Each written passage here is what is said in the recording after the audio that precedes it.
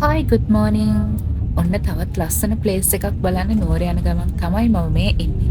පේනව නේද? මහවැලිගඟේ වතුර වැඩි වෙලා තියෙන විදිහ. මේක දැක්කහම ඔයාලට මතක් වෙනවා ඇති දිට්ටුව කුණාටුව දවස්වලත් ගඟේ වතුර මේ විදිහටම තිබුණා. ඉතින් ඒ වගේම වහී කියලා හිතන දවසක තමයි මම මේ හදිස්සියෙම නුවර යන්න ප්ලෑන් කළේ. අතරම මම යන්නේ අද දුනාලි මවුන්ටන්ස්. මම මෙතනට කලින් දෙපාරක්ම ගිහින් තියෙනවා. හැබැයි මේ පාර මං තනියම ආපහු සැරයක් යනවා. දුනාලි වලට යන්න කැන්ඩි ටවුන් එකේ ඉඳලා කිලෝමීටර් 16ක් තියෙනවා. මොකද පාරවල් දෙකකින් යන්න පුළුවන්. එකක් අපිට පේරාදෙණි කැම්පස් එක හරහා යන්න පුළුවන්.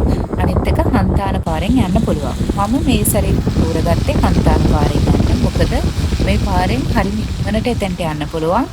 ඒත් පාර පොඩ්ඩක් හැදිලා තියෙන්නේ. මොකද කුණාටුවත් එක්ක ටිකක් ඩැමේජ් වෙලා තියෙනවා පාර. කැන්ඩිවල ඉඳලා බස් එකේ යන්න තමයි මම ප්ලෑන් කරගෙන ආවේ. උනාට කැන්ඩිවලට එද්දි වහිනවා.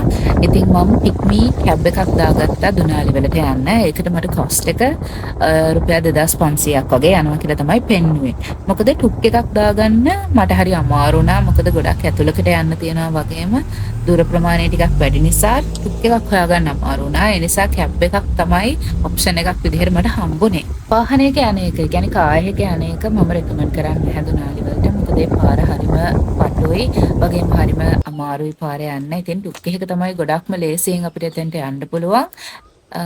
ඒ වගේම තමයි දුනාලි වලින් ටුක්ස් අරේන්ජ් කරලා දෙනවා. ඔයාලා එතෙන්ට යන්න ප්ලෑන් කරගෙන ඉන්නවනම් ඒගොල්ලන්ගෙන් ඒ විස්තරත් අහගන්න. දැන් මම මේ කා එකෙන් බැහැලා ටික දුරක් පයින් යනවා. මොකද ඒ ටිකේ පොඩක් පාර කැඩලා තිබ්බ නිසා හරි අමාරුයි කියලා හිතුණා මට කා එකේ යන්න එතෙන්ටම. ඉතින් මං බැහැලා පොඩි මීටර් 50ක් වගේ දුරක් තිබුණේ. ඒ ටික මේ හිමින් සැරේ පාර දිගේ ඇවිදගෙන යන ගම. ඔන්න දැන් මං ලොකේෂන් එකට ආවා. පේනවනේ මා වෙල්කම් කරන්න කට්ටියකුත් බලාගෙන හිටියා. හරි. මෙතන ඉඳලා අපි ඇතුළට ගිහිල්ලා අපි අද නවතින්නේ කොතනද කියලා බලලා විස්තර කතා කරමු.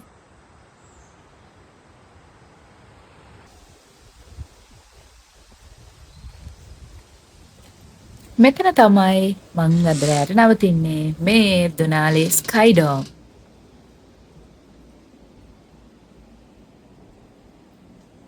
මෙතන මාරම ලස්සනයි. පේනා නේද වීව් එක පේන විදිහ රූම් එකේ ඉඳලා. මේ වෙලාවේ ටිකක් වැස්සා, ටිකක් නෙමෙයි අතරම ගොඩක් වැස්සා. ඉතින් එළියට ගිහිල්ලා හරියට මේ වෙලාවේ වීව් එක බලන්න බැරුව ගියා. අපි පස්සේ වීඩියෝ එකේ ඉස්සරහට එළියෙන් කොහොමද මේ ස්කයිඩෝම් එක පේන්නේ කියලා ගිහින් බලමු.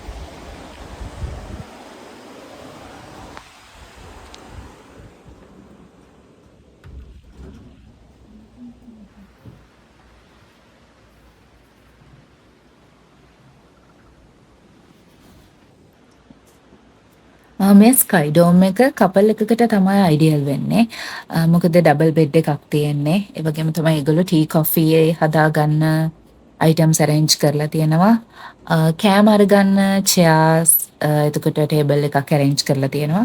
කූලර් එකක් තියෙනවා. අද නම් කූලර් එක ඕන වෙන්නේ නැහැ. ඒ වගේම තමයි මේ තියෙන කර්ටන්ස් එහෙම කරලා අපිට වීව් එක තව දුරටත් බලා ගන්න පුළුවන් විදිහට ඒවා ඇඩ්ජස්ට් කරගන්න පුළුවන්. බලමු ඉස්සරහට මොකද වෙන්නේ කියලා. ඔබේ සුසුම් පවන් සලයි මගේ කොපුල් පුරාවෙලේ. ඔබේ සුසුම් පවන් සලයි මගේ කොපුල් පුරාවෙලේ. ඔබේ සෙනෙහස ගොඩ කලයි උනුමට මාව තෙමේ.